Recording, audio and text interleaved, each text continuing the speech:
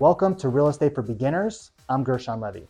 In this episode, we're going to explore the relationship between the buyer and the lender prior to the buyer actually going and viewing homes. So let's look at the loan pre-approval process. Enjoy. Now, before a buyer can actually go and purchase a home, they need to set up the financing because the will to want to buy is not enough. You have to have the means. So if you don't have the cash, we just said you have to find a lender who's going to then qualify you for a mortgage or a loan to buy a house. So let's talk about that process because it needs to start before buyers go and look for homes. And the reason is because let's say you didn't speak to a lender and then you found the dream home and you wanted to make an offer. Well, the other side's going to ask, how do you intend to pay for this if you don't have all the cash? And you're going to say, well, I'm working with a lender. And then they'll say, great, show me proof of that. Show me proof that the lender has vetted you financially. What they're really asking for is a pre-approval letter.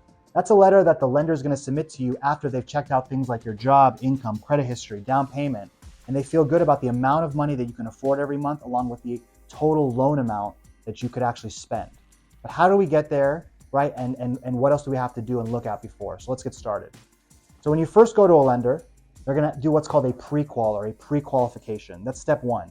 It's essentially like an interview or a questionnaire asking you basic questions about all the buyer info I have listed over here. Do you have a job? How much money do you make at that job? What's your credit history? Have you paid your debts? Can we trust you, right? How much money do you have in the bank to put into this house? What's your down payment? Because no lender is just going to give you 100% of the purchase price. They're going to want to know that you have 5, 10, 15, 20% of the money for yourself to put down so you have some skin in the game and they're not taking all the risk. So once they feel good about your answers, you're going to move on to step two, which is submitting documentation to back up those answers. Because going off your word is not enough.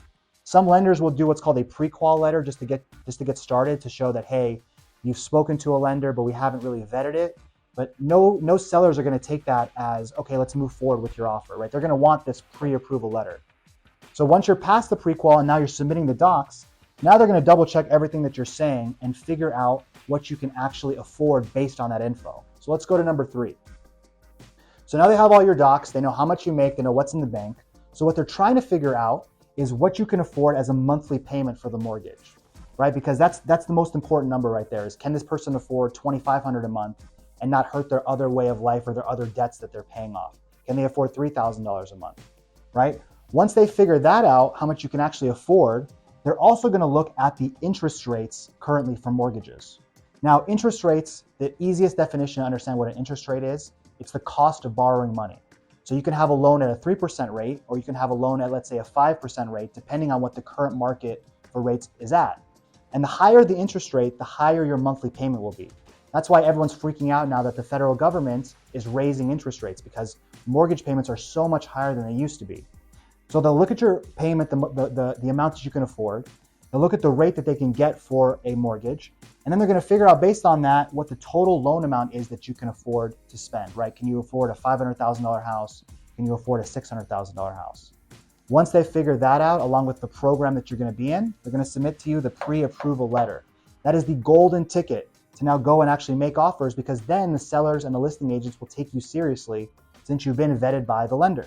Now, we haven't talked about the types of loans that you can get, and there are a couple different ones. I've listed 3 here. There are others, but these are the most important or most common, I guess, for real estate for beginners. The first is called a conventional loan. Conventional loans are from private lenders. They're very common.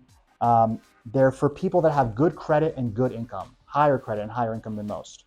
And the benefit is that you can borrow more money at a conventional loan than you could, let's say, like an FHA loan. So people love these types of loans. The second is an FHA loan or a Federal Housing Administration loan, which is essentially for those that have lower credit, lower income than the qualifiers for a conventional loan. Doesn't mean people with high credit, high income can't get an FHA, but this was meant for a wider tent of people because the government wanted to make sure that home ownership was accessible to more than just the rich or the middle class, let's say. And then finally, we have a VA loan or a Veterans Administration loan. These are loans for military personnel. And if you qualify, the best thing about them is you can get into a house with zero money down, zero down payment. So it's incredible. So now we know what the lenders are looking for, why you should talk to them before you start your search, and what their process is to get that actual pre-approval letter to start making offers. The series is not quite over yet, so make sure you watch the next video, and please don't forget to subscribe to my channel. Have a great day, and thanks so much.